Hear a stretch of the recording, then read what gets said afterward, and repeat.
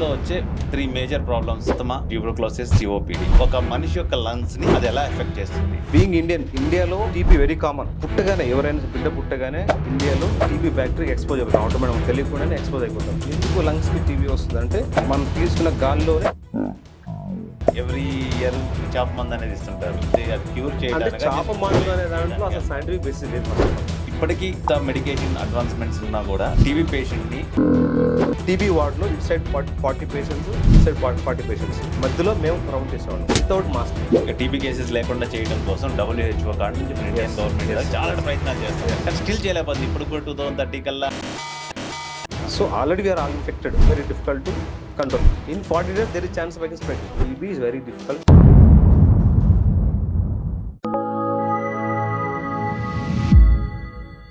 Hi, hello, నమస్తే, welcome to expert view with Harish Dachepalli. ఊపిరి అనేది జీవనానికి ఆధారం. అయితే ఈ ఆధారం పైన అనేక సమస్యలు ముసురుకుంటున్నాయి. లంగ్ హెల్త్ అంటే ఊపిరితిత్తుల యొక్క సమస్యలతో చాలామంది చాలా రకాలుగా బాధపడుతున్నారు. ఈ సమస్యల వల్ల ఎంతోమంది దీర్ఘకాలిక అనారోగ్యాలతో పాటు తమ ప్రాణాలను కూడా వదులుకుంటున్నారు. వాయు కాలుష్యం అవ్వచ్చు, ధూమపానం అవ్వచ్చు, కారణం ఏదైనా సరే ఈ సమస్యలను జటిలం చేస్తున్నాయి. సిఓపిడి, ఆస్తమా, ట్యూబర్క్లోసిస్ లాంటి రకరకాల రోగాలు చాలామందిని బాధిస్తున్నాయి. అవగాహన లోపం అవ్వచ్చు, లేదా సరైన సమయంలో గుర్తించకపోవడం వల్లనో, లేదా సరైన ట్రీట్మెంట్ అందించకపోవడం వల్లనో ఇలాంటి సమస్యలు చాలా కఠినమయ్యి చాలామంది ప్రాణాలు తీసుకుంటున్నాయి. అయితే ఈరోజు మనం అసలు ఈ సిఓపిడి, ట్యూబర్క్లోసిస్ మరియు ఆస్తమా ఎందుకు వస్తాయి, వస్తే ఎలాంటి ట్రీట్మెంట్ ప్లాన్స్ అందుబాటులో ఉన్నాయి, మరియు వీటిని ఎలా గుర్తించాలి అనే మొదలగు విషయాల గురించి leading pulmonologist doctor why Murali గారిని అడిగి తెలుసుకుందాం. నమస్తే డాక్టర్. నమస్తే. ఈరోజు మా రిక్వెస్ట్ని కన్సిడర్ చేసి మా స్టూడియోకి వచ్చినందుకు చాలా ఆనందం సార్. Thank you. సో యాక్చువల్గా ఫస్ట్ క్వశ్చన్ సార్, ఇప్పటికీ నాకు తెలిసి చాలా మందికి ఈ పల్మనాలజీ మీద అవగాహన లేదు అని అనుకుంటున్నా. ఒకవేళ I'm sorry if I'm wrong, but especially ఈ కోవిడ్ తర్వాత ఎంతో కొంతమందికి పల్మనాలజిస్ట్ అనే ఒక స్పెషాలిటీ ఉంది. అది లంగ్ హెల్త్ కోసం స్పెషలైజ్డ్ డాక్టర్, ట్రైన్ డాక్టర్స్ ఉంటారు, వాళ్ళు చూపించాలి అని. ఇప్పటికి చాలా మందికి కూడా ఆయాసం వస్తే కార్డియాలజిస్ట్ని కలవాలా, లేకపోతే ఎవరిని కలవాలి, దమ్ము వస్తుందని, లేకపోతే జనరల్ ఫిజిషియన్ కలవాలా అనుకుంటారు తప్ప ఒక లంగ్ హెల్త్ కోసం పల్మనాలజిస్ట్ని కలవాలి. వాళ్ళు పల్మనాలజిస్ట్ అనేవాళ్ళు రకరకాల ఆస్తమా కాడ నుంచి ట్యూబర్క్లోసిస్ కానీ డిఫరెంట్ వ్యాధుల్ని వాళ్ళు ట్రీట్ చేస్తారు అని చాలామందికి తెలియదు. సో ఈరోజు మన ప్రేక్షకులకి పల్మనాలజీ మీద కంప్లీట్ అవగాహన, అలాగే లంగ్ హెల్త్ మీద, లంగ్స్లో వచ్చే ప్రాబ్లమ్స్ మీద ఒక డీటెయిల్డ్ అవగాహన కలిగిద్దాం అనే దాంట్లో ఈ పాడ్కాస్ట్ చేస్తున్నాం సార్. సో ఫస్ట్ క్వశ్చన్ అని అడగాలంటే అసలు పల్మనాలజిస్ట్ని ఏ సమస్యలు కలవాలి సార్? ఫస్ట్ పల్మనాలజీ అంటే రెస్పిరేటరీ సిస్టమ్ మీద ఒక అవగాహన ఉండాలి first. So what is respiratory system? Respiratory system అంటే రైట్ ఫ్రమ్ నోస్ నుంచి nostrils and trachea, lungs tubes, lungs. This the system, nose to lungs. This is called respiratory system. Respiratory system related ఏ disease వచ్చినా దాన్ని pulmonology డిపార్ట్మెంట్కి వస్తుంది. So for example upper respiratory tract, lower respiratory tract, 2 parts ఉంటాయి. Upper respiratory గొంతు నుంచి ముక్కు వరకు అప్పర్ రెస్పిరేటరీ ట్రాక్ సిమ్టమ్స్. వీటిలో డిసీజ్ వస్తే కామన్గా వచ్చే సిమ్టమ్స్ జలుబు, ముక్కు గారటం, తుమ్ములు, గొంతు నొప్పి. Okay. Lower respiratory track symptoms అంటే lungs tubes, trachea, bronchus, lungs పారెంకైమా. వీళ్ళు వచ్చే సిమ్టమ్స్ ఏదైనా డిసీజ్ వస్తే దగ్గు, ఆయాసం, పెళ్ళికూతులు, చెస్ట్ టైట్నెస్, ఫ్లమ్, కఫం రావటం, ఇవి కామన్ సిమ్టమ్స్. సో దీంతో పాటు ఇన్ఫెక్షన్స్ వచ్చినప్పుడు chest pain, left side right side ఎటైనా ఇన్ఫెక్షన్ వచ్చినా చెస్ట్ పెయిన్ రావచ్చు. సో ఈ చెస్ట్ పెయిన్లో గుండెకి చెస్ట్ పెయిన్ వస్తుంది, లంగ్స్ చెస్ట్ పెయిన్ వస్తుంది. ఎలా డిఫరెన్షియేట్ చేయాలంటే గుండెకి వచ్చే చెస్ట్ పెయిన్తో మీరు శ్వాస తీసుకున్నా లేకపోయినా పెయిన్ ఒకేలాగా ఉంటుంది. అదే శ్వాస సంబంధించి చెస్ట్ పెయిన్ అయితే శ్వాస గట్టికి పీల్చుకున్నప్పుడు పెయిన్ ఎక్కువ అవుతుంది. ఈ ఒక్క డిఫరెన్స్ అయితే చెస్ట్ పెయిన్ హార్ట్ దా, లంగ్స్ దా గుర్తుపట్టచ్చు. సో ఇది బేసిక్ రెస్పిరేటరీ సిస్టమ్ అండ్ కామన్గా పల్మనాలజీకి వచ్చే కంప్లైంట్స్ ఇవి. ఈ సిమ్టమ్స్ అన్నిటితో పాటు జ్వరం ఉన్నా లేకపోయినా, జ్వరం ఉంటే ఇన్ఫెక్షన్ అని అర్థం, జ్వరం లేకుండా ఉంటే నాన్ ఇన్ఫెక్షన్ అర్థం. సో ఈ సిమ్టమ్స్తో పల్మనాలజీ కలవచ్చు. సో జలుబు, దగ్గు, ఆయాసం, పెళ్ళికూతులు, చెస్ట్ టైట్నెస్, ఇవి common pulmonology symptoms and chest pain. Okay. అయితే డాక్టర్ ఈరోజు మనం లంగ్స్లో వచ్చే 3 మేజర్ ప్రాబ్లమ్స్ డిసీజెస్ అంటాము. ఒకటి ఆస్తమా, ఇంకోటి ట్యూబర్క్లోసిస్, ఇంకోటి సిఓపిడి.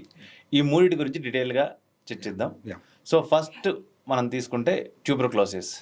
అలా ట్యూబర్క్లోసిస్ అనేది ఎలా వస్తుంది, ఒక మనిషి యొక్క లంగ్స్ని అది ఎలా ఎఫెక్ట్ చేస్తుంది? ట్యూబర్క్యులోసిస్ అనేది ఒక type of bacteria, mycobacterium tuberculosis అనే బ్యాక్టీరియాతో వస్తుంది. బీయింగ్ ఇండియాలో TB very common because India endemic country for tuberculosis. పుట్టగానే ఎవరైనా బిడ్డ పుట్టగానే ఇండియాలో టీబీ బ్యాక్టీరియా ఎక్స్పోజ్ అవుతాం, ఆటోమేటిక్ మనకు తెలియకుండానే ఎక్స్పోజ్ అయిపోతాం. ఎందుకంటే ఆల్రెడీ టీబీ ఉన్న వాళ్ళు మనకు తెలియకుండా మన మధ్యలో తిరుగుతూ ఉంటారు, చెప్పరు, సిమ్టమ్స్ బయట కనిపించదు. ఇనిషియల్ స్టేజ్లో కనిపించవచ్చు, లేటెస్ట్ స్టేజ్లో సిమ్టమ్స్ లేకుండా నార్మల్గానే వాళ్ళు మన మధ్యలో తిరుగుతుంటారు, మన అసలు ట్రావెల్ చేస్తుండొచ్చు, ఎక్కడైనా ఉండొచ్చు. వాళ్ళు దగ్గినప్పుడు మనకు తెలియకుండా లంగ్స్లోకి బ్యాక్టీరియా వెళ్ళిపోతుంది. ఈ బ్యాక్టీరియా లంగ్స్లోకి వెళ్ళిన తర్వాత అది ఏ ఏజ్లో అయినా సరే కామన్గా పుట్టిన వెంటనే లంగ్స్లోకి బ్యాక్టీరియా వెళ్ళిపోతుంది. వెళ్ళిన తర్వాత లంగ్స్లో ఇన్సైడ్ ఇన్ఫ్లమేషన్ క్రియేట్ చేసి ఆ లంగ్స్లో డార్మెంట్గా ఉంటుంది. డార్మెంట్ అంటే ఇన్యాక్టివ్ స్టేజ్లో. ఇన్యాక్టివ్ స్టేజ్ ఉండడానికి రీజన్ అంటే మన ఇమ్యూన్ సిస్టమ్ బ్యాక్టీరియాని ఇన్యాక్టివ్ చేసేసి ఒక వాల్గా ఫామ్ చేసి డిసీజ్ రాకుండా ప్రొటెక్ట్ చేస్తూ ఉంటుంది. ఓకే, సో ఎప్పుడైతే ఇమ్యూనిటీ తగ్గుతుందో బ్యాక్టీరియల్ రియాక్టివేట్ అయిపోయి మనకి టీబీ వస్తుంది.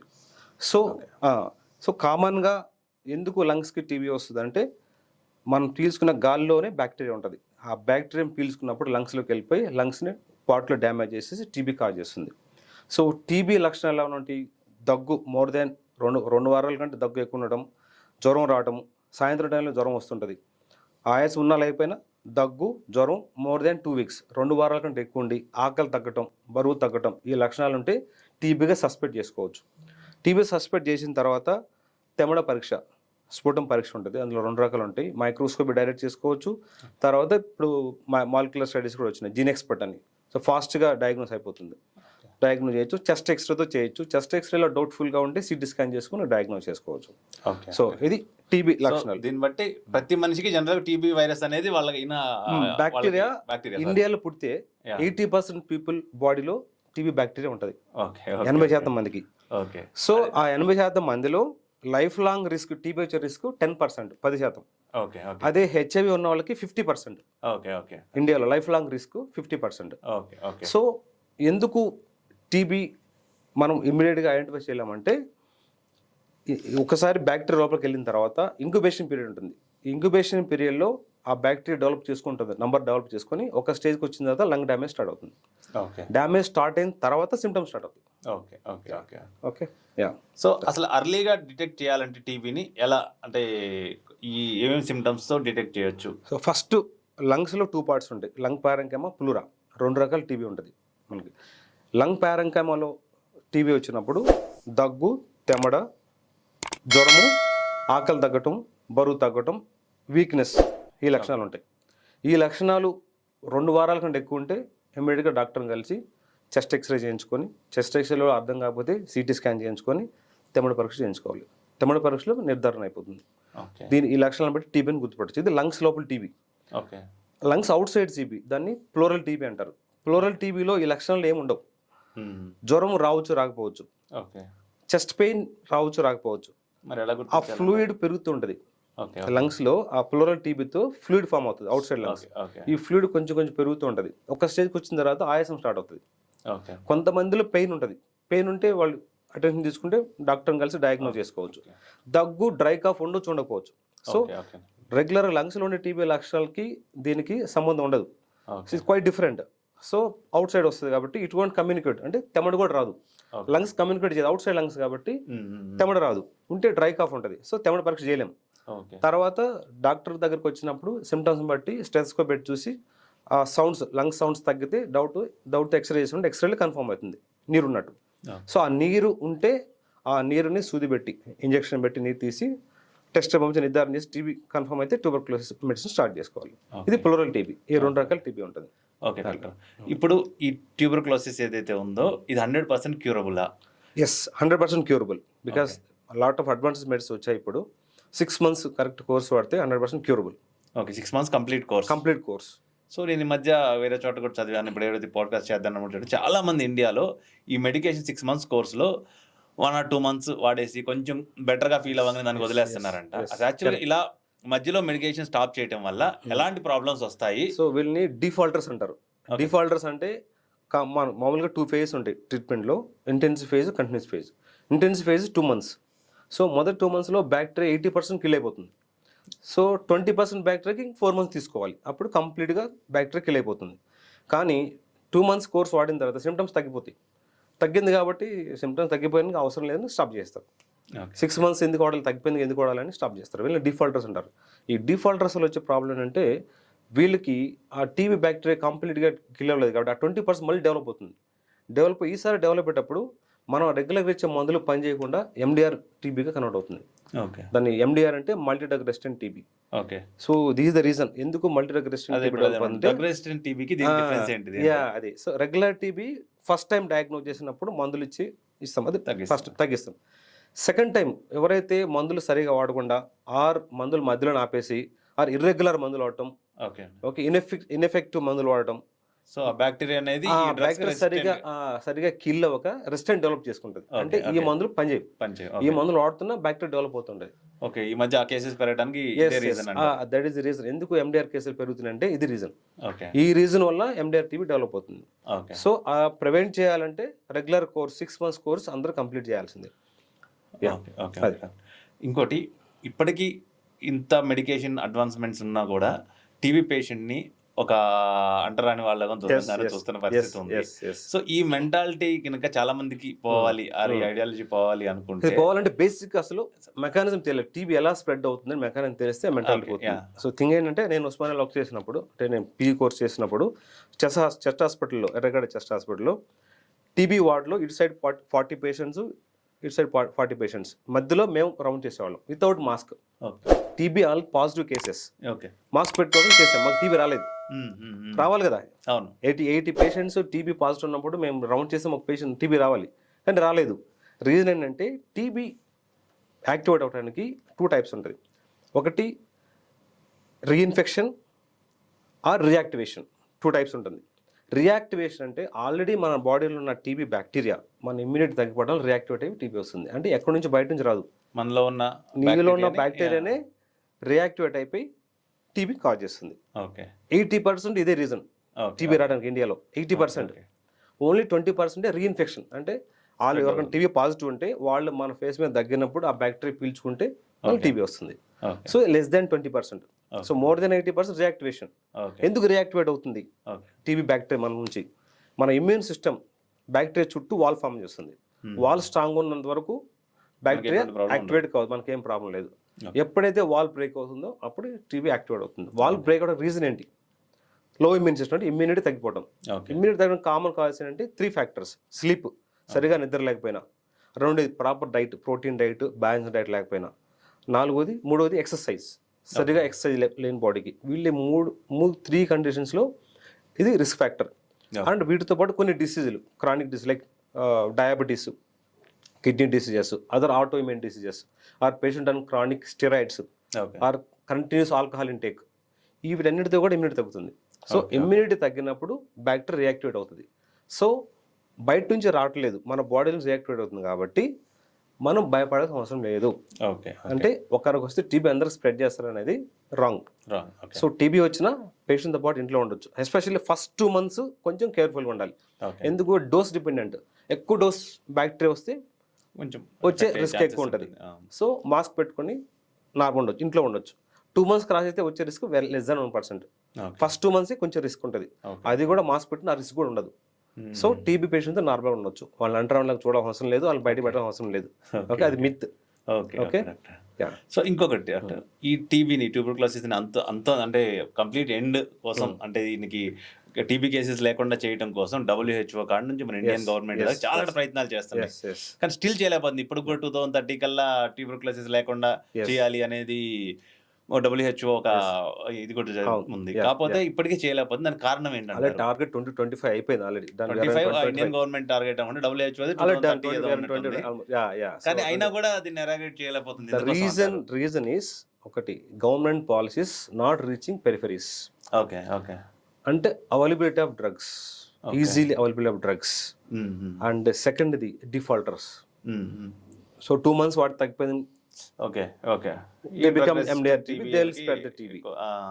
And here more of reactivation than reinfection. Okay.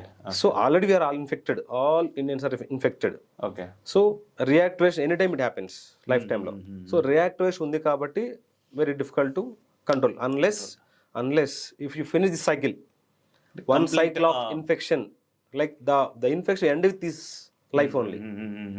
You got it. So if you are like 50 years age, again a baby born, he is like 2 years. There is a gap, Yeah. right? The 48 years gap.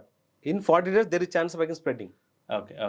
You'll get infection. There is chance again you'll spread infection. Okay. So overall eradication of TB is very difficult in India, especially India, because it's endemic country. Because without our knowledge, we will find the cases. There are cases without diagnosis, they are spreading, they are dying without diagnosis. Okay. So difficult to eradicate TB in India. My hope at least 2050 Okay. we can eradicate if you educate the people and government's policies strongly reach the people. Okay. They should encourage Mm-hmm. government medicines, and they should appoint more number of persons to. There's a program called DOTS, directly observed treatment course. So DOTS agents should be more. Okay. Every village more than 5 DOTS agents they should appoint. Okay. So directly they will go to a home and they will put the tablet. Okay. So DOTS system, if strongly implemented, there is chance that to 2050 can eradicate. Okay. అంటే జనాలకు కూడా దీని మీద అవగాహన రావాలి. Especially yes. 2 months తర్వాత Yes. I'm better అని చెప్పేసి దాన్ని కోర్సు మానేయకుండా Yes. కంప్లీట్ కోర్స్ మొత్తం Course ఫినిష్ finish చేయాలి definitely. Okay. Doctor has to educate and government people also educate the poor people. Anyway, that rich people and middle class people take treatment from, or educated they will take from private hospitals only. Yes, sir. Only poor people they will take from government only option. Government has to implement strong like policies okay. to reach the medicine to the patient, and they should follow up whether he's taking or not. Daily 6 months they should follow up. Okay. Then only it's possible. Otherwise it's impossible, because majority of TB patients are below poverty line. So they should focus on them only. Okay. Anyway, educated people, rich people, they'll take because they have fear of TB. They'll take, they'll finish. Okay. But only problem with the poor people below poverty line. Yeah. Okay doctor, ఇంకొకటి ఇప్పుడు basic గా lung problems లో ఇంకా ఎక్కువ చాలా మందిలో చూసే ఇంకొక ప్రాబ్లం ఏంటంటే ఆస్తమా. Yeah. అసలు ఆస్తమా అంటే ఏంటి? అసలు ఆస్తమా లంగ్ ని ఎలా ఎఫెక్ట్ చేస్తుంది? సో బేసికల్గా ఆస్తమా అంటే క్రానిక్ ఎయిర్వే ఇన్ఫ్లమేషన్. మన లంగ్స్లో బ్రీతింగ్ ట్యూబ్స్ ఉంటాయి, ఆ ట్యూబ్స్లో ఇన్ఫ్లమేషన్ వల్ల ఆస్తమా డెవలప్ అవుతుంది. ఓకే. ఆస్తమా 2 types ఉంటాయి, allergic asthma, non allergic asthma, atopic non atopic. Okay. Allergic asthma అనేది కొన్ని పర్టికులర్ ఎలర్జెన్స్ వల్ల ఎక్స్పోజ్ అయినప్పుడు వస్తుంది. కామన్గా డస్ట్, ఈ dust mites, pollens, fungal elements, these are the allergens. ఈ ఎలర్జెన్స్ ఎక్స్పోజ్ అయినప్పుడు బాడీ రియాక్ట్ అయ్యి మన బాడీలో ఇన్ఫ్లమేటరీ సెల్స్ యాక్టివేట్ అయిపోయి ఆ ఇన్ఫ్లమేషన్ లంగ్స్ ట్యూబ్లో క్రియేట్ చేసి సిమ్టమ్స్ వస్తాయి. ఓకే. సో సిమ్టమ్స్ కామన్గా ఆస్తమా వచ్చేసి దగ్గు, ఆయాసం, చెస్ట్ టైట్నెస్, వీజింగ్, పిల్లి కోతలు, ఇవి 4 కామన్ సిమ్టమ్స్ ఆస్తమాలో. So allergic asthma, non allergic asthma difference ఏంటంటే allergic asthma usually hereditary. Hereditary means వంశపారంభంగానే వస్తుంటుంది వాళ్ళ ఫ్యామిలీలో, ఎవరికో ఉంటే వాళ్ళ నుంచి జీన్స్ ట్రాన్స్ఫర్ వస్తుంటుంది. సో వీళ్ళకి ఏంటంటే మనం ఎలర్జీ టెస్ట్ చేసినప్పుడు పాజిటివ్ వస్తుంది. ఇమ్యునోగ్లోబులిన్ AEC లెవెల్స్ అని ఉంటాయి, అబ్జర్వ్డ్ ఈస్ట్రోజెల్ count, or skin prick allergy test ఉంటుంది. వీటిలో can find out allergen. So definitely ఈ sensitized by an some allergen. It is called allergic asthma. Same symptoms, everything same ఉంటుంది, కాకపోతే non allergic asthma. వీళ్ళకి అన్ని నెగిటివ్ ఉంటాయి, allergy test negative ఉంటుంది, AEC normal ఉంటుంది, IG లెవెల్స్ నార్మల్ ఉంటాయి, and family history ఉండదు. సో వీళ్ళకి ఆస్తమా సిమ్టమ్స్ ఉంటాయి.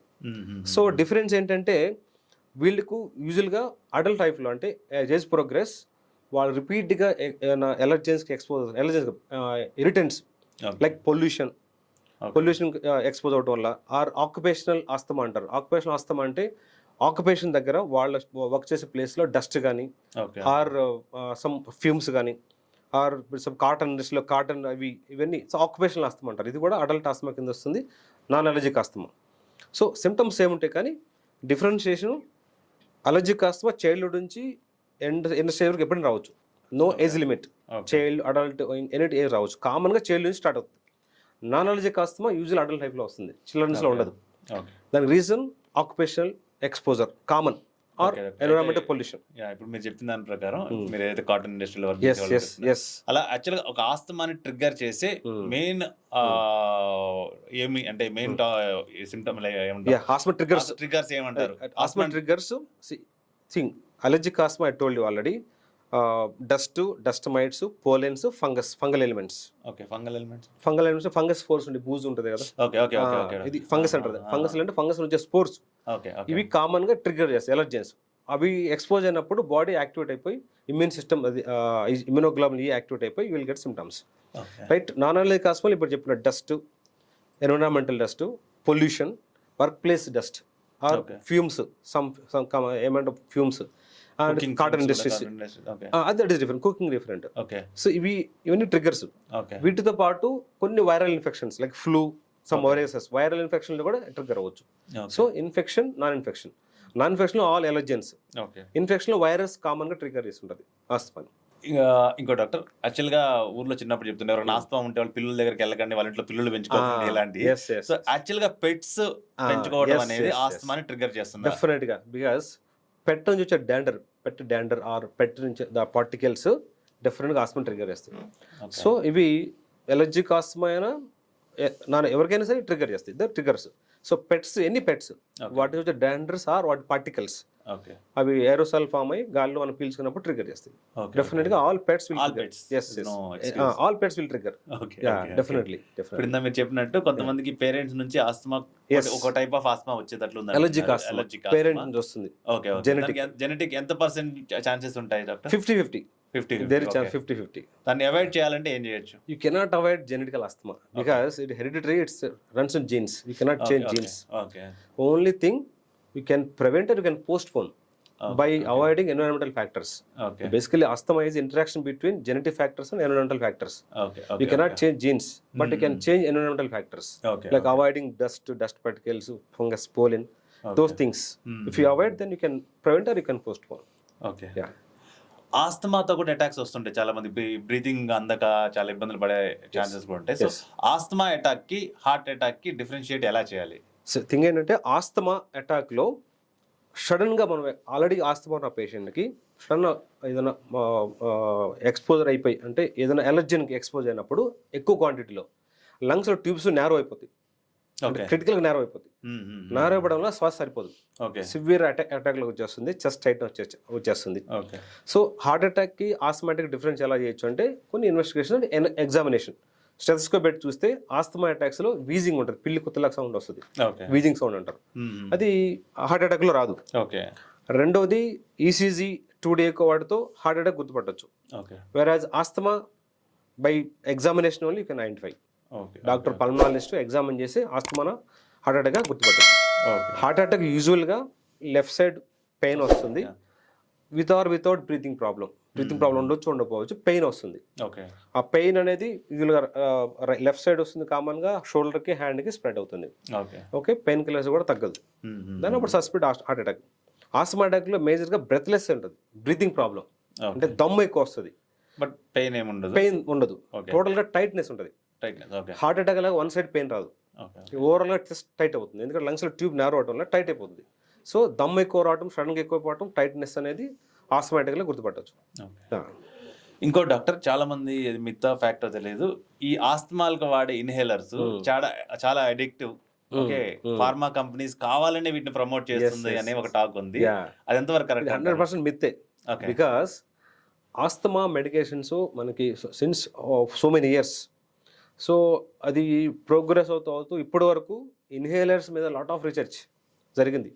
ఇన్హేలర్స్కి ఆర్ ట్యాబ్లెట్స్, సిరప్స్కి డిఫరెన్స్ అంటే మేజర్ ఫ్యాక్టర్స్, ఇన్హేలర్స్ మనం మైక్రోగ్రామ్ తీసుకుని సరిపోతుంది, వేరే ట్యాబ్లెట్ సిరప్స్ మిలీగ్రామ్ తీసుకోవాలి, అంటే 1 milligram equal to 1000 micrograms. So 1000 times తక్కువ డోస్ అవసరం పడుతుంది. సెకండ్, ఇన్హేలర్ డైరెక్ట్గా ఎక్కడ అవసరం అక్కడ పనిచేస్తాయి, డైరెక్ట్ లంగ్స్లోకి వెళ్ళిపోతుంది. సో సైడ్ ఎఫెక్ట్స్ మనకి లంగ్స్కి, ఆస్తమా అంటే లంగ్స్, ఇన్హేలర్ డైరెక్ట్ లంగ్స్లోకి వెళ్తుంది, so it won't go to other parts, other body పార్ట్కి వెళ్ళదు, కాబట్టి సైడ్ ఎఫెక్ట్స్ ఉండవు, సురక్షితం. సో ఒకటి మైక్రోగ్రామ్స్ 1000 times తక్కువ డోస్, రెండోది డైరెక్ట్ లంగ్స్లోకి వెళ్ళిపోతుంది. సో ఇప్పుడు ఏది బెటర్, టాబ్లెట్ బెటరా, ఇన్హేలర్ బెటరా? డెఫినెట్గా ఇన్హేలర్ బెటర్. ఈ ఫ్యాక్ట్ తెలియక ఇన్హేలర్ వాడితే అడిక్ట్ అవుతారు, ఇవన్నీ మిత్స్ యాక్చువల్గా. అంటే యాక్చువల్ వాళ్ళకే తెలియదు, పక్కన వాళ్ళు చెప్పారని వీళ్ళు చెప్పారని వింటారు తప్ప డాక్టర్ ఎవరు చెప్పరు వాళ్ళకి. డాక్టర్ని అడగరు, డాక్టర్ చెప్పినా కూడా they will argue, but once వాళ్ళు ఎడ్యుకేట్ దెమ్ ఈ వేలో, ఇన్హేలర్కి దీనికి డిఫరెన్స్ చెప్పి ఎడ్యుకేట్ చేసి they will understand. But inhalers are very good for asthma, any airway diseases, asthma, COPD, whatever airway డిసీజ్కి డైరెక్ట్ లంగ్స్ రీచ్ అవుతాయి. మైక్రోగ్రామ్స్ ఉంది కాబట్టి సైడ్ ఎఫెక్ట్స్ ఉండవు, ఇమీడియట్గా యాక్షన్ ఉంటుంది. డైరెక్ట్ మనం టాబ్లెట్ తీసుకుంటే బ్లడ్లోకి వెళ్ళి బ్లడ్ నుంచి పార్ట్కి వెళ్ళి యాక్ట్ చేయడానికి టేక్స్ లాంగ్ టైం.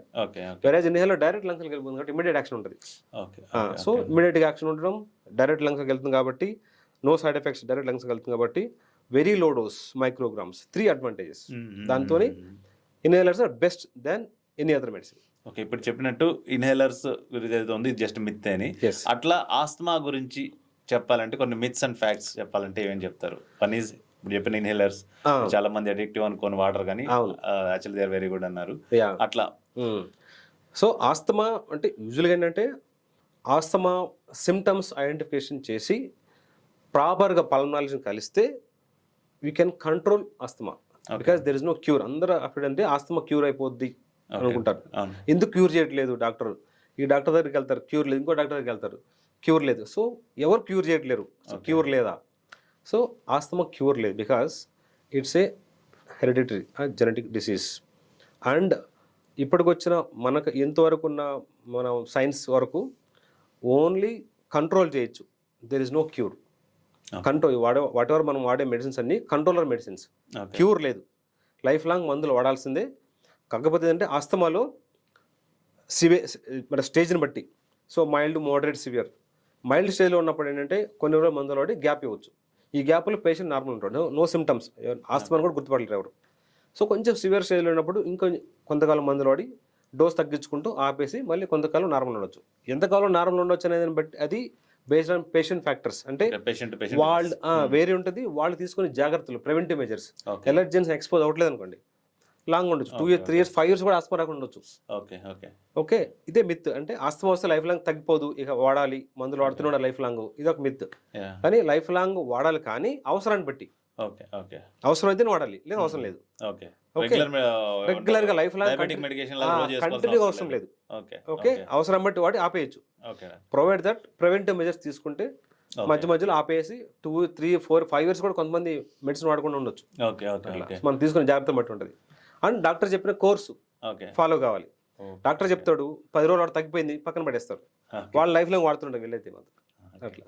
సో ఇంకొకటి అయితే మీరు ఇప్పుడు అన్నట్లు ప్రివెంట్ చేయాలి అంటే జస్ట్ ప్రివెంట్ చేయగలం కానీ పూర్తిగా క్యూర్ చేయలేదు.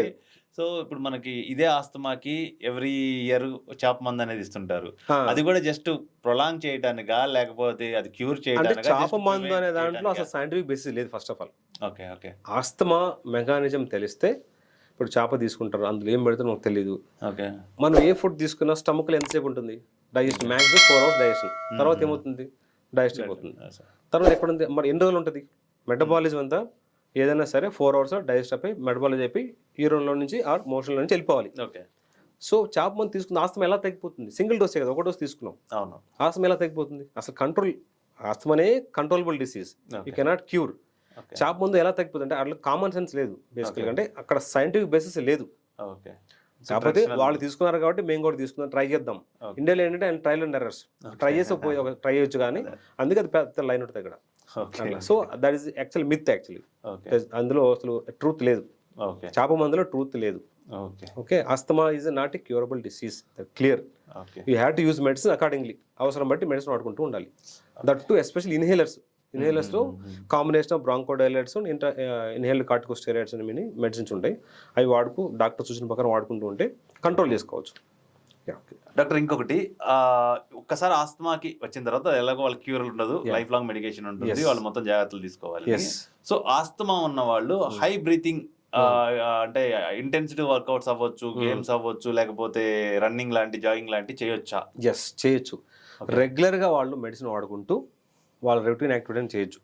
దీంతోపాటు కొన్ని ఎక్సర్సైజ్ ఆస్తమాకి అంటే హెల్ప్ చేసి, టు రెడ్యూస్ ఆస్తమా తగ్గించడానికి హెల్ప్ చేసే ఎక్సర్సైజ్ కొన్ని ఉంటాయి. ఎస్పెషల్లీ ప్రాణాయామ. ప్రాణాయామ అంటే through nose inhale, through mouth exhale. ఇలా చేయటం వల్ల ఏమవుతుందంటే మన నోస్ ట్రాక్లో నుంచి ఎయిర్ ఫోర్స్గా తీసుకున్నప్పుడు ఈ నేజల్ క్యావిటీలో నుంచి నైట్రిక్ ఆక్సైడ్ అనే ఒక గ్యాస్ రిలీజ్ అవుతుంది. ఇది లంగ్స్ని ఓపెన్ చేసి పెడుతుంది, యాక్టివేట్ చేస్తుంది, అండ్ బ్రీతింగ్ కూడా ఫ్రీగా వెళ్ళిపోతుంది. సో అది ఏదైతే బ్రాంకస్ వస్తుందో డైలేట్ అవుతుంది, అంటే న్యాచురల్ మెడిసిన్ లాగా పనిచేస్తుంది. ఇన్హేలర్ లేకుండా న్యాచురల్ మెడిసిన్ లాగా పనిచేస్తుంది అనమాట ప్రాణాయామం చేయడం వల్ల. దాంతో ఏమవుతుందంటే లంగ్స్లో నుంచి మోర్ ఆక్సిజన్ డిఫ్యూజ్ అవుతుంది బ్లడ్లోకి. సో ఆ ప్రాణాయామంలో ఏమవుతుందంటే లంగ్ కెపాసిటీ పెరుగుతుంది. ఓకే. సో ప్రాణాయామం అనేది వెరీ యూస్ఫుల్. ఇది చేప కంటే మన traditional way of pranayama pranayama is more 100 times better then చేప మందు. Okay. Okay. Okay, pranayama main. Then swimming also okay. To increase lung capacity. Jogging, running, ఇవన్నీ స్లోగా లంగ్ కెపాసిటీ పెంచుతూ ఉంటాయి. అంటే లంగ్ కెపాసిటీ అంటే మనం ఇన్స్పైర్డ్ ఎంత అయితే ఎక్కువ ఆక్సిజన్ గాలి పీల్చుకోగలం ఆ కెపాసిటీ, ఓకే. మ్యాక్సిమం ఎంత మనం గాలి పీల్చుకోవాలి లంగ్స్లోకి, దాన్ని లంగ్ కెపాసిటీ అంటారు. లంగ్ కెపాసిటీ పెంచడానికి ఇవన్నీ మార్గాలు, ప్రాణాయామ, యోగాసనాలు కానీ, ఓకే. ఆర్ స్విమ్మింగ్, జాగింగ్, ఇవన్నీ to increase the lung capacity. So lung capacity పెంచుకున్నప్పుడు ఆస్తమా మెడిసిన్ వాడుతూ అన్ని యాక్టివిటీ చేసుకోవచ్చు, అన్ని స్పోర్ట్స్ ఆడవచ్చు, నో రెస్ట్రిక్షన్స్. ఓకే. నెక్స్ట్ ఇంకొకటి ఏంటంటే మనం ఇంకొక మెయిన్ ప్రాబ్లం లంగ్స్ లో చూసేది సిఓపిడి అంటారు. అసలు సిఓపిడి అంటే ఏంటి, అది ఎలా లంగ్స్ ఎఫెక్ట్ చేస్తుంది? సో సిఓపిడి అంటే by definition chronic obstructive pulmonary disease. Okay. ఇది సిమ్టమ్స్ మొత్తం ఆల్మోస్ట్ ఆస్తమాలానే ఉంటాయి. ఆస్తమా సిమ్టమ్స్ అంటే దగ్గు, ఆయాసము, చెస్ట్ రైటిస్ ఉండదు, పిల్లి గుతులు ఉండకపోవచ్చు. ఇందులో మెయిన్ సిమ్టమ్ అని వచ్చేసి దగ్గు, కఫం. సో సిఓపిడి ఎందుకు వస్తుంది? సిఓపిడి రావడానికి మెయిన్ కారణం స్మోకింగ్. ఓకే. స్మోకర్స్లో అంటే మెజారిటీ ఆఫ్ పేషెంట్స్లో స్మోకర్స్లోనే సిఓపిడి వస్తుంది. ఈ స్మోకర్స్లో సిఓపిడి ఎందుకు వస్తుందంటే ఆ స్మోక్ చేసే అందులో ఉండే chemicals, especially tar and chemicals లంగ్స్లోని ట్యూబ్స్లో మ్యూకోజన్ డ్యామేజ్ చేస్తుంది. ఆ డ్యామేజ్ చేయటం వల్ల అక్కడ ఇర్రివర్సిబుల్గా లంగ్ డ్యామేజ్ అయిపోతుంది. ఈ డ్యామేజ్ వల్ల ఎక్సెసివ్ మ్యూకస్ ప్రొడ్యూస్ అయిపోయి వాళ్ళకి ఎప్పుడు దగ్గుతూ ఉంటారు, దగ్గు, కఫం వస్తూ ఉంటుంది. ఓకే. సో 2 టైప్స్ ఉంటాయి సిఓపిడిలో, chronic bronchitis, emphysema. Okay. So chronic bronchitis అంటే లంగ్స్ ట్యూబ్ టార్గెట్ చేసి ట్యూబ్ డ్యామేజ్ అవుతాయి. ట్యూబ్ డ్యామేజ్ వల్ల అక్కడ ఎక్సెసివ్ మ్యూకస్ ప్రొడ్యూస్ అయ్యి వాళ్ళకి ఎప్పుడు దగ్గు, తెమ్మడ వస్తూ ఉంటాయి. Second category ఎంఫైసీమా. ఎంఫైసీమా అంటే లంగ్స్ లోపల బెలూన్ లాంటి స్ట్రక్చర్ ఉంటుంది, అల్విలే అంటారు, అవి డ్యామేజ్ అయిపోతాయి. దీనివల్ల ఏమంటే దగ్గు రాదు కానీ ఆయాసం వస్తుంది, ఎక్కువ బ్రీతింగ్ ప్రాబ్లం వస్తుంది. సో ఒక పేషెంట్లో 2 ఉండొచ్చు కాంబినేషన్. సో క్రానిక్ బ్రాంకైటిస్, ఎంఫైసీమా, కాకపోతే ఒకటి ఎక్కువ ఒకటి తక్కువ ఉండదు. కొంతమందిలో ఒకటే ఉండొచ్చు, అంటే ఓన్లీ క్రానిక్ బ్రాంకైటిస్ ఉండొచ్చు, వాళ్ళలో ఆయాసం, దగ్గు, తెమ్మడ ఇవన్నీ ఉంటాయి. కొంతమందిలో ఓన్లీ ఎంఫైసీమా ఉంటుంది. ఎంఫైసీమా అంటే ఓన్లీ ఆయాసం వస్తుంది, దగ్గు రాదు, ఆయాసమే ఎక్కువ వస్తుంటుంది, వాళ్ళు కొంచెం నడిచినా కానీ ఆయాసం వస్తుంటుంది. సో ఈ 2 కంబైన్డ్గా సిఓపిడి అంటారు. దీనికి మెయిన్ రీజన్ స్మోకింగ్. సో స్మోకర్స్లో more than 20 cigarettes per day, more than 10 years తాగితే రిస్క్ ఉంటుంది. More than 10 years, more than 20 cigarettes per day తాగితే సిఓపిడి రిస్క్ ఉంటుంది. సో ఎప్పుడైతే క్విట్ చేస్తారో స్మోకింగ్, అప్పటి నుంచి ఆ డిసీజ్ ప్రోగ్రెస్ అవ్వకుండా యాజ్ ఇట్ ఉండిపోతుంది, ఆర్ రిగ్రెస్ అయ్యే ఛాన్స్ కూడా ఉంటుంది. ఒక స్టేజ్ క్రాస్ అయిన తర్వాత స్మోకింగ్ స్టాప్ చేసినా కానీ ఇర్రివర్సిబుల్ డ్యామేజ్ అయిపోతుంది కాబట్టి ఆ లంగ్ పర్మనెంట్గా డ్యామేజ్ ఉంటుంది. సో లైఫ్ లాంగ్ వాళ్ళు సిమ్టమ్తో సఫర్ అవుతూ ఉంటారు. ఓకే. సో స్మోకింగ్తో పాటు non smoker COPD. Non smoker COPD అంటే వీళ్ళు స్మోక్ చేయరు కానీ స్మోక్ చేసుకున్న వాళ్ళ దగ్గర నుంచి పీల్చుకుంటారు, వాళ్ళని ప్యాసివ్ స్మోకింగ్ అంటారు. ఇది ఒక రిస్క్ ఉంటుంది. పొల్యూషన్, మనకు స్మోక్లో ఉండే కెమికల్స్ అన్ని పొల్యూషన్లో ఉంటాయి. రెగ్యులర్గా పొల్యూషన్ ఎక్స్పోజ్ అవుతున్నప్పుడు కూడా సిఓపిడి రావచ్చు. రెండోది బయోమాస్ ఫ్యూయల్, అంటే మనం యూజువల్గా విలేజ్లో వంట చేస్తారు కదా, ఈ కట్టెల పొయ్యితో వంట చేస్తారు, ఆ పొగ, ఆ గ్యాస్, కిరోసిన్ పొయ్యి వాటితో ఆ పొగ పీల్చుకుంటే సిఓపిడి వస్తుంది. సో ఇండియాలో కామన్ ఫిమేల్ సిఓపిడికి రీజన్ ఈ వంట గ్యాస్ వీటితో వస్తుంది. వంట గ్యాస్, పొల్యూషన్. స్మోకర్స్ అంటే యూజువల్గా ఇండియాలో మేల్సే ఉంటారు. ఫారిన్ కంట్రీస్లో వాళ్ళు బోత్ మేల్స్, ఫిమేల్స్ ఉంటారు కాబట్టి ఇద్దరికి సేమ్ రిస్క్ ఉంటుంది. మరి ఇండియాలో ఫిమేల్ స్మోక్ చాలా తక్కువ చేస్తారు. సో ఆల్ స్మోకర్ సిఓపిడీస్ మేల్సే ఉంటారు. నాన్ స్మోకర్ సిఓపిడిలో మెజారిటీ ఫిమేల్స్ ఉంటారు. ఎందుకు? వాళ్ళే ఎక్స్పో అవుతారు, వంటగదిలో కానీ ఆర్ పొల్యూషన్ వెళ్ళి ఎక్స్పో అవుతారు కాబట్టి. సో నాన్ స్మోకర్ సిఓపిడి యూజువల్గా ఫిమేల్స్ ఉంటారు. సో ఈ డిఫరెన్స్. సో సిమ్టమ్స్ చెప్పినట్టు సేమ్, దగ్గు, ఆయాసం, పిల్లికోతులు, ఇవే సిమ్టమ్స్ ఉంటాయి. ఆస్తమాకి సిఓపిడికి డిఫరెన్స్. ఆస్తమా అనేది purely allergic nature and it is reversible, you can reverse, and maybe some times normal ఉండొచ్చు కూడా, నార్మల్ ఫీడ్ చేయొచ్చు. వేరే COPD irreversible and it's permanent damage. Life long symptoms suffer అవుతుంటారు, అంటే లైఫ్ లాంగ్ మెడిసిన్ వాడాలి. ఆస్మాకి life long అవసరం లేదు, మానేయచ్చు doctor చెప్తే. ఇందులో సిఓపిడిలో మానటానికి లేదు, లైఫ్ లాంగ్ ఎంతో డోస్ మెడిసిన్ వాడుతూనే ఉండాలి.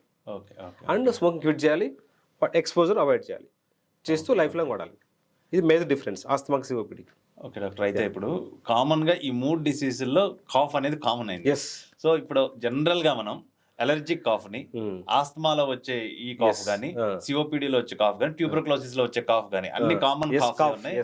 సో ఈ అన్నిట్లో ఉన్న సిమ్టమ్స్ లో చాలా కామన్స్ ఉన్నాయి. కాఫ్ గానీ, తప్పుడు రావడం గానీ. సో ఏది ఏంటిది అంటే ఇది సిఓపిడియా, ఇది ట్యూబర్క్లోసిస్, ఇది రెగ్యులర్ అలర్జిక్ కాఫా అని ఎలా గుర్తించాలి? ఎస్పెషల్లీ పేషెంట్ ఎలా తాను డయాగ్నోస్ చేసుకోవాలంటే at least basic diagnostic. Suppose TB అనుకోండి, టీబీలో దగ్గు ఉంటుంది, తెమ్మడి వచ్చినా రాకపోయినా దగ్గు ఉంటుంది. దగ్గుతో పాటు జ్వరం వస్తుంది కంపల్సరీ. సాయంత్రం టైం, ఈవినింగ్ టైం జ్వరం వస్తుంది. ఓకే. ఆకలి తగ్గిపోద్ది, వెయిట్ తగ్గుతుంటాడు, ఈజీ ఫ్యాటిక్ ఉంటుంది. ఓకే. ఈ 5 సిమ్టమ్స్ ఉంటే టీబీ సస్పెక్ట్ చేయాలి. అది కూడా 2 వీక్స్ అంతకంటే ఎక్కువ ఉంటే టీబీ సస్పెక్ట్ చేయాలి. వెంటనే టెస్ట్ చేయించుకొని కన్ఫర్మ్ చేసుకోవాలి. ఆస్తమా దగ్గులో దగ్గు ఉంటుంది, ఆయాసం ఉంటుంది, పిల్లి కూతులు ఉంటాయి. ఈ 3 ఉంటాయి, జ్వరం ఉండదు. అందులో నేను చెప్పినట్టు allergic asthma, non allergic asthma. So allergy ఉందంటే హెరిడిటరీ జీన్స్, మనం ఎక్స్పోజ్ అయినప్పుడే వస్తుంది, వాతావరణంలో మార్పులు వచ్చినప్పుడు ఈ సిమ్టమ్స్ వస్తూ ఉంటాయి. సో జ్వరం లేకుండా దగ్గు, ఆయాసం, పిల్లి కూతులు. టీబీలో పిల్లి కూతులు ఉండవు, దగ్గు ఉంటుంది. ఆయాసం అనేది టీబీలో లేటర్ స్టేజ్లో వస్తుంది, ఎర్లీ స్టేజ్లో ఆయాసం రాదు. దగ్గు, జ్వరమే మెయిన్ సిమ్టమ్స్, ఆకలి తగ్గడం. ఆస్తమాలో దగ్గు, జ్వరం, పిల్లి కూతులు, చెస్ట్ టైట్నెస్, ఈ 4 సిమ్టమ్స్ ఉంటే ఆస్తమా. సమ్ టైమ్స్ ఒక టైప్ ఆఫ్ ఆస్తమా ఉంటుంది, దాన్ని కాఫ్ వేరియంట్ ఆస్తమా అంటారు. అక్కడ ఓన్లీ కాఫే ఉంటుంది, ఇంకే సిమ్టమ్స్ ఉండవు. దాన్ని కాఫ్ వేరియంట్ ఆస్తమా అంటారు. యూజువల్ కాఫ్ వేరియంట్ ఆస్తమాస్ అడల్ట్లోనే వస్తాయి. అడల్ట్ అంటే నాన్ అలర్జిక్ ఆస్తమాలో మెజారిటీ కేసెస్ ఉంటాయి. ఇంకొకటి ఎక్సర్సైజ్ ఇండ్యూస్ ఆస్తమా అంటారు. అంటే వాళ్ళకి నార్మల్ సిమ్టమ్స్ ఉండవు, ఎక్సర్సైజ్ చేస్తే ఆస్తమా వస్తుంది. ఇది కూడా ఒక type of non allergic asthma. అది కూడా డాక్టర్తో టెస్ట్ చేయించి కన్ఫర్మ్ చేసుకుని మెడిసిన్ వాడుకుంటే క్యూర్ అయిపోద్ది. అడల్ట్ ఆస్తమా ఇంకోటి ఆక్యుపేషన్ ఆస్తమా చెప్పాను. ఆక్యుపేషన్ మనం పర్టికులర్ ఆక్యుపేషన్ ఉన్నప్పుడే వస్తుంది. ఆక్యుపేషన్ అవాయిడ్ చేసేసి మందులు ఆడుకుంటే దాని నుంచి ఉపశమనం పొందవచ్చు. అట్లా సిఓపిడిలో ఎక్కువ దగ్గు, more than 2 months continue cough వస్తూ తెమ్మడ వస్తుంటే సిఓపిడిగా కన్ఫర్మ్ చేసుకోవచ్చు. మోర్ దాన్ 2 months కాఫ్ ఉంటుంది, జ్వరం ఉండదు వీళ్ళకి, ఆయాసం ఉండొచ్చు, ఉండకపోవచ్చు. దగ్గు అయితే main symptom. More than 2 months కఫంతో వస్తుంది, అప్పుడు సిఓపిడి సస్పెక్ట్ చేయొచ్చు. స్మోకింగ్ బ్యాక్గ్రౌండ్ నుండి, ఆర్ఆల్సీ ఎక్స్పోజ్ టు ఈ నాన్ స్మోకర్స్ ఏదైతే ఉన్నాయో వాటికి ఎక్స్పోజ్ అయితే, ఆర్ స్మోకర్స్ అయితే కన్ఫర్మ్. స్మోకర్ అయ్యండి మోర్ దాన్ 2 months కాఫ్ ఉందంటే కమ్మడి వస్తుందంటే సిఓపిడి. అట్లా యాక్చువల్గా COPD is a silent killer అని అంటారు. అట్ ద సేమ్ టైం చాలా మంది సిఓపిడి ఉందని కూడా తెలియదు, వాళ్ళ లైఫ్ మొత్తం వాళ్ళకి సిఓపిడి ఉందని తెలియకుండా జీవించేస్తుంటారు. సో అలాంటి వాళ్ళకి ఎలాంటి ప్రాబ్లమ్స్ రావచ్చు? సో థింగ్ ఏంటంటే సిఓపిడి స్టేజ్ ఉంటాయి, stage 1 2 3 4. Mild, moderate, severe, very severe. Mild సిఓపిడిలో సిమ్టమ్స్ రావు, అంటే ఉన్నా కానీ అది అన్ప్రెడిక్టబుల్. బాగా 2 floors ఎక్కితే ఆయాసం రావటం, 2 floors కదా అలసిపోయింటారు అనుకుంటారు, or sometimes casual cough వచ్చి తగ్గిపోతుండొచ్చు. సో మెయిన్ ఆయాసం వచ్చే స్టేజ్ని బట్టి mild, moderate, severe, very severe గుర్తుపట్టవచ్చు. సో ఫస్ట్ స్టేజ్లో యూజువల్గా ఇగ్నోర్ చేస్తారు. కానీ స్మోకర్ అయ్యండి ఒక ఫ్లోర్ ఎక్కితే 2 floors ఆయాసం వస్తుందంటే సస్పెక్ట్ చేసుకోవాలి, కుడ్ బి సిఓపిడి, టెస్ట్ చేయించుకోవాలి. ఓకే, కొంచెం 4 అడుగులు నడిస్తే ఆయాసం వస్తుంది, ఆర్ ఎల్స్ ఒక 10 minutes నడిస్తే ఆయాసం వస్తుంది. Okay, stage 2. స్టేజ్ 3 ఒక బెడ్ బెంచ్ లేసి ఒక అడుగే కానీ ఆయాసం వచ్చేస్తుంది. స్టేజ్ 4 లేవలేరు, వాళ్ళు ఆక్సిజన్ డిపెండ్ అంటారు. బెడ్ బెంచ్ లేని ఆయాసం వచ్చేస్తుంది, ఆక్సిజన్ పెట్టుకోవాల్సి వస్తుంది. సో ఈ స్టేజ్ని బట్టి వాళ్ళకి మనం డయాగ్నోజ్ చేయొచ్చు. సో ఎప్పుడు సస్పెక్ట్ చేయాలంటే మనకు స్మోకింగ్ బ్యాక్గ్రౌండ్ నుండి, స్మోక్ చేసి సిగ్నిఫికెంట్గా స్మోక్ చేసి ఉండి, నడిస్తే ఆయాసం రావడం, కొత్తగా ఎప్పుడు లేని కొత్తగా ఆయాసం వస్తుంది, స్టెప్స్ ఎక్స్ ఆయాసం వస్తుంది, అప్పుడు సిఓపిడి సస్పెక్ట్ చేసుకోవాలి. ఆర్ఎల్స్ దగ్గు 2 నెలలు తగ్గట్లేదు, అన్ని మందులోనే తగ్గలేదు, స్మోకింగ్ చేస్తున్నా 2 months దగ్గు తగ్గలేదు, అప్పుడు సిఓపిడి సస్పెక్ట్ చేయాలి. కొన్ని ఎర్లీ స్టేజ్లో గుర్తుపెడితే కొంచెం డిసీజ్ ప్రోగ్రెషన్ ప్రొలాంగ్ చేయొచ్చు, ఆపలేము కానీ ప్రొలాంగ్ చేయొచ్చు, ప్రోగ్రెషన్ ఆపచ్చు. అయితే ఇప్పుడు ఇవన్నీ నియర్ బై సిమ్టమ్స్ కానీ దగ్గరలో ఉన్నాయి కూడా క్వశ్చన్, ఆస్మా ఉన్న వాళ్ళకి సివియర్ అయిపో లేకపోతే దీనివల్ల అక్కడ నుంచి ట్యూబర్క్లోసిస్గా కన్వర్ట్ అయ్యే ఛాన్సెస్ కానీ, ఆర్ సిఓపిడి ఉన్న వాళ్ళు ఆస్మా వచ్చే ఛాన్సెస్ కానీ, ఓకే అట్లా ఒకదాని నుంచి ఇంకొకటి ఎఫెక్ట్ అయ్యే ఛాన్సెస్ ఏమైనా ఉన్నాయా? సిఓపిడి, ఆస్మా అండ్ థింగ్ ఏంటంటే ఆస్తమా ఉన్నవాళ్ళు అది నాన్ ఇన్ఫెక్టివ్ డిసీజ్. ఆస్తమా ఉన్న వాళ్ళకి ఇమ్యూనిటీ తగ్గి ఏ కారణం చదివినా, వాళ్ళకి డయాబెటీస్ ఉండో లేదా ఆల్కహాల్ తీసుకుంటూ స్టెరాయిడ్స్ వాడుతూ ఎక్కువ వాడి ఇమ్యూనిటీ తగ్గి టీబీ యాక్టివేట్ కావచ్చు. సో ఆస్తమాలో టీబీ రావచ్చు, రైట్, ఎనీ టైం రావచ్చు. అట్లా సిఓపిడి ఉన్న వాళ్ళు ఇప్పుడు నేను ఆక్యుపేషన్ ఆస్మా చెప్పాను కదా, వాళ్ళ ఆక్యుపేషన్లో కంటిన్యూగా ఒక ఇరిటేషన్ ఎక్స్పోతుంది, వాళ్ళకి ఆస్మా మారచ్చు, 2 కాంబినేషన్ ఉండొచ్చు. దాన్ని ఆస్మా సిఓపిడి ఓవర్లాప్ సిండ్రోమ్ అంటారు. అంటే కాంబినేషన్ 2 ఉంటాయి వాళ్ళకి, ఆస్మా ఉంటుంది, సిఓపిడి 2 ఉంటాయి. So asthma COPD overlap syndrome ఉండొచ్చు. సో సిఓపిడి ఉన్న వాళ్ళకి ఆస్మా కూడా రావచ్చు. రైట్. COPD ఉన్న వాళ్ళకి టీబీ కూడా రావచ్చు. సేమ్ అదే ఇక్కడ ఎందుకు ఇమ్యూనిటీ తగ్గింది, ఎప్పుడైనా తగ్గింది అనుకోని తగ్గడం రీజన్ ఏంటి, వాళ్ళకి డయాబెటీస్ ఉండొచ్చు, ఓల్డ్ ఏజ్ కాబట్టి, ఓకే ఆర్ అన్కంట్రోల్ డయాబెటీస్ ఉన్నప్పుడు, స్టెరాయిడ్స్ ఎక్కువ వాడుతున్నప్పుడు, ఆల్కహాల్ డైలీ తీసుకుంటున్నారు, ఆర్ కిడ్నీ డిసీజ్ ఉంది, వీళ్ళకి COPD ఉన్న టీబీ రావచ్చు. ఓకే సో టీబీ ఎవరికైనా రావచ్చు. ఓకే వీళ్ళకి ఎక్కువ ఛాన్స్ ఉంటుంది.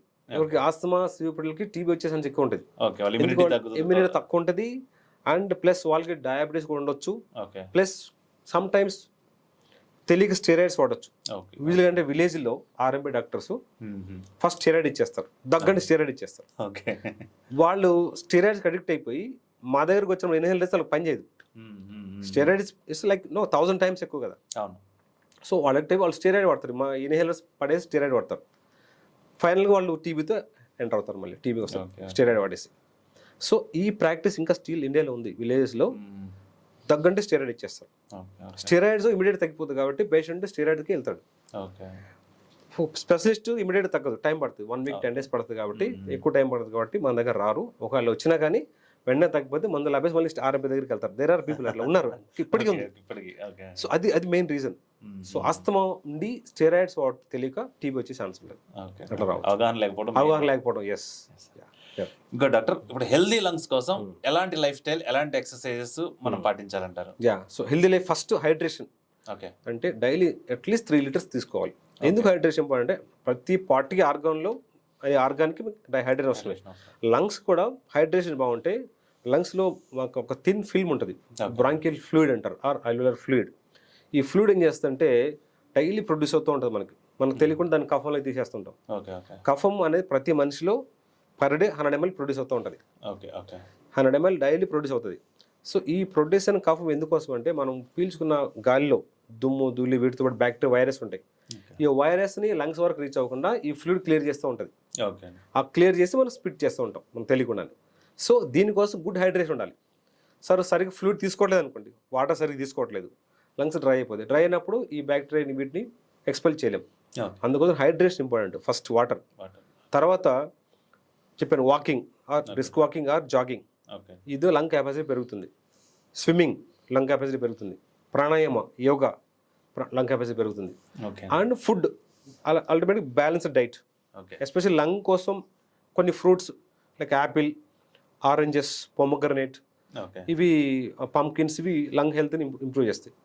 వెజిటేబుల్స్ కూడా కొన్ని leafy vegetables, carrots, chillies and ఈ కుకుంబర్, దెన్ గార్లిక్, జింజర్, ఇవన్నీ లంగ్ హెల్త్ని ఇంప్రూవ్ చేస్తాయి.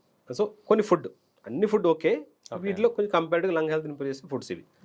సో హెల్దీ హ్యాబిట్స్ అంటే డైలీ ప్రాణాయామం చేయటం, దెన్ కొన్ని breathing exercise, then yoga, then lung capacity పెంచుకోవడానికి కోసం swimming, jogging and other exercises, and healthy food and hydration.